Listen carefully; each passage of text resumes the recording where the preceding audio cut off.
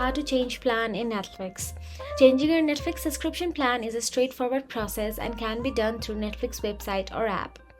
The process is same, so here I am doing it on Netflix website. Log into your Netflix account by going to the Netflix website and using your credentials.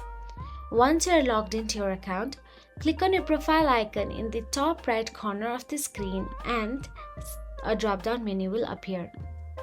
From there, tap on the account, and once you're inside the account, all you have to do is tap on the change plan option available there. Once you tap on the change plan, you will be presented with the available plans, basic, standard and premium.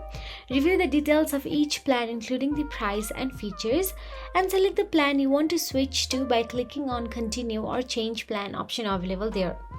And now all you have to do is follow the prompts to confirm your new plan. Netflix may ask you to confirm your choice and may show you a summary of changes.